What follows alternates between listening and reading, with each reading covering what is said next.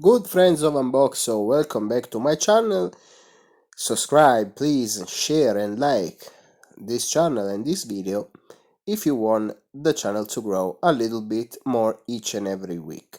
Today we are gonna build a beautiful sponge filter which is gonna be very cheap. It's gonna be air driven, so it's gonna be filtering water with your existing oxygenator or air pump of your aquarium, and it's gonna be composed by an old um, clean juice bottle, some old squared sponges with a hole in the middle, some lava rock, and a little air stone, which you already should have in your aquarium if you are running an air pump with an air stone, as usually we do.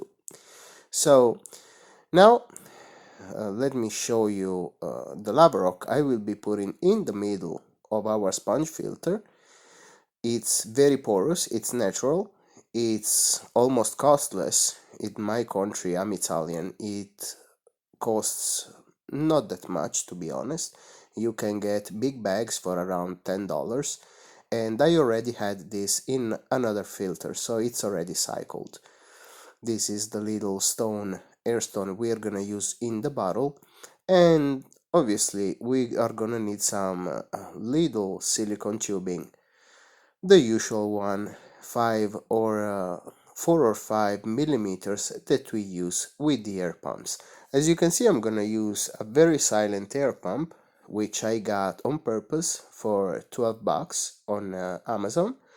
It's a Chinese air pump, one of those extra silent ones that you can get pretty much everywhere. Let's be honest, even in every common shop in America or UK or Ireland, Scotland, there's gonna be a pump like this one.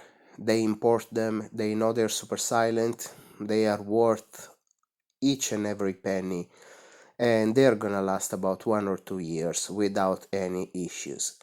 Now, first thing first, we have to consider that in order to have this kind of filters, um, we can use either squared or rounded um, sponges, but I'm gonna use the squared one so I can shift a little their position and I can have even more filtering surface.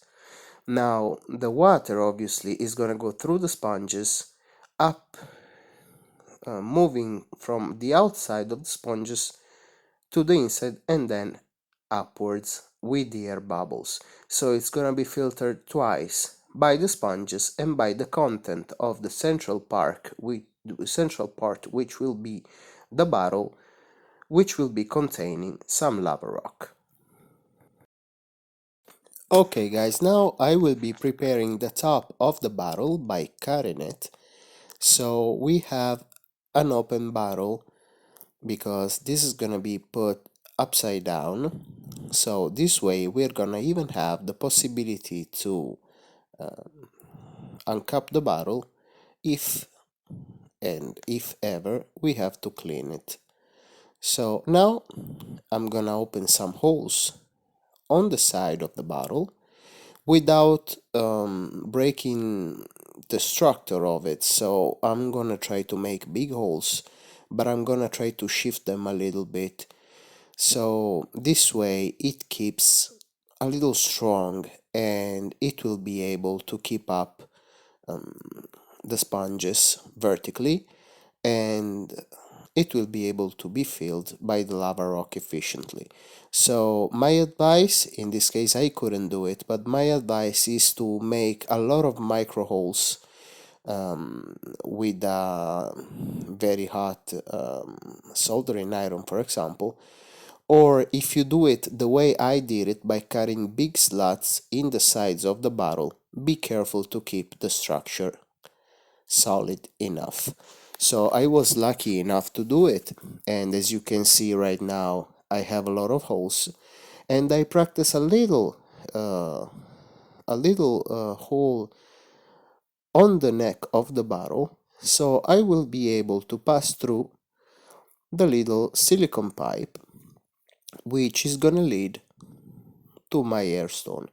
So basically, it will pass through the first sponge, which will be, well, it will not be such a big filter in action here, but it will be stabilizing the bottom of the bottle so it can sit correctly on the bottom of your fish tank, for example.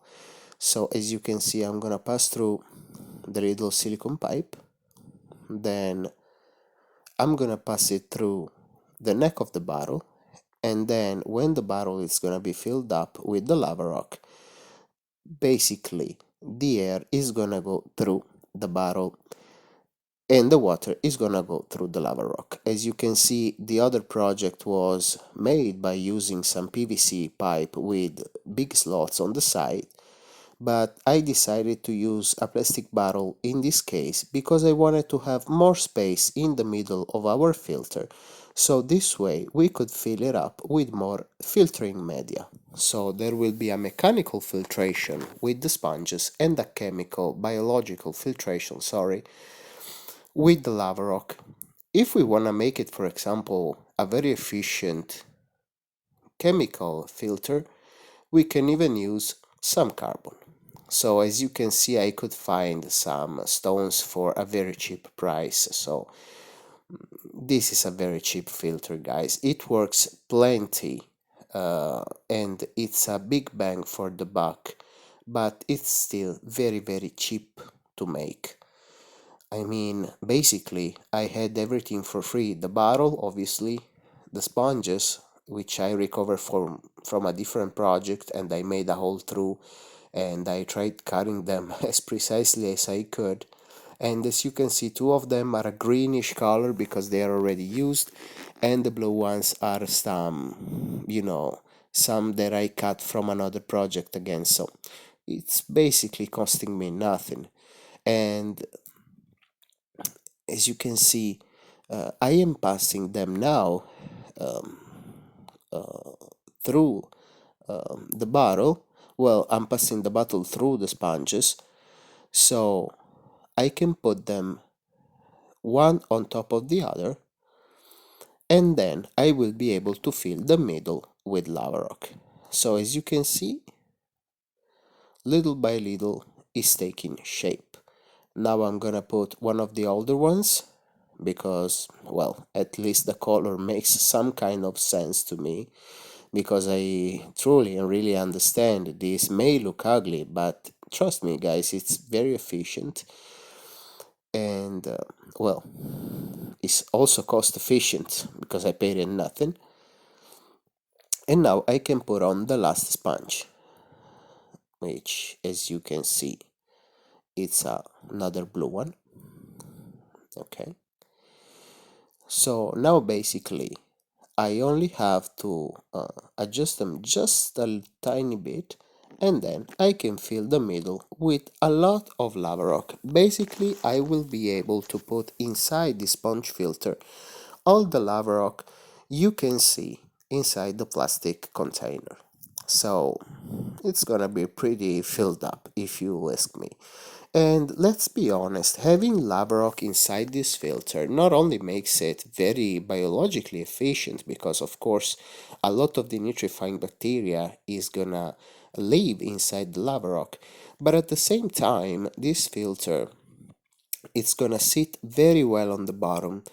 And as you can see, we also have the little cup which can be taken out to see how is the stone performing, if it's clogged up or whatever, change up the stone, etc. And we have a shape which is somehow very efficiently thought. So, we have a lot of filtering surface, and let's be honest, for this price, which again to me was zero and to you is gonna cost you only a few bucks, I think it's pretty much a very efficient way to filter your aquarium without stressing up your fish too much. Let's say something. For real, I really love um, big filtration. I have canister filters. I have really I have all kinds of filtration. In the aquariums you will see I have big pumps moving my water.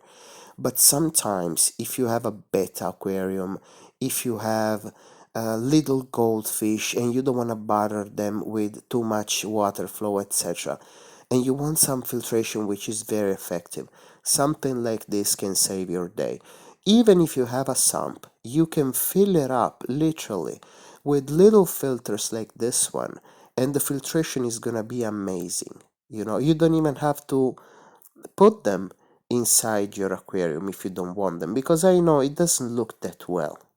So, as you've seen, I was able to fill it up with almost all the lava rock in the container, so it's a lot of material. And if it was broken up a little more, it could fit more. I could fit more inside there. As you can see, this aquarium is obviously an aquarium which I'm starting up again, so I have to clean the glasses. Don't mind about this, guys, but just see how efficient it is. And I have another one in this little aquarium which I reactivated by 3 or 4 weeks, which is already running. And as you can see, I'm not lying to you. I really use this kind of filters, adding them up to my internal sumps and other filtration systems, because I want my aquariums to be even over filtered if possible. And as you can see, there are some bubbles popping through the side, but well, it's basically because my sponges are still very filled up with a lot of bubbles. So very soon all the bubbles are going through the center, and the suction action is going to be activated by the movement of the bubbles, which are going to get water through the sponges, through the very amazing lava rock media, and again right into the water column. So it's gonna filter very easily our water. Now, is it gonna be efficient for big quantities of pollution? It's a rule of thumb, as everything in life. If you have a little space inside, as I was showing you, you can fit little bit of lava rock or a little bit of the usual synthetic glass pieces, etc. I mean, it depends by how big it is, it depends by how polluted your water is, it depends by the other filtration systems that you have in the same tank. It's obvious, if you have a little betta fish and you have a 5 to 10 gallons, something like this is gonna be able to filter your water so well, you are gonna barely have to change the water. But if you have a goldfish, as I do, and if they are 3, 4, 5 on a 40 breeder, obviously you are gonna have to change the water. You are gonna have to have multiple sponge filters. You are gonna have to keep very great care of your fish and take care of the water parameters, of course. Now, guys, as you can see, it's gonna be easy to buy, industrial made sponge filters. I mean, they are not that cheap, to be honest, and they don't look that amazing. Let's just say that.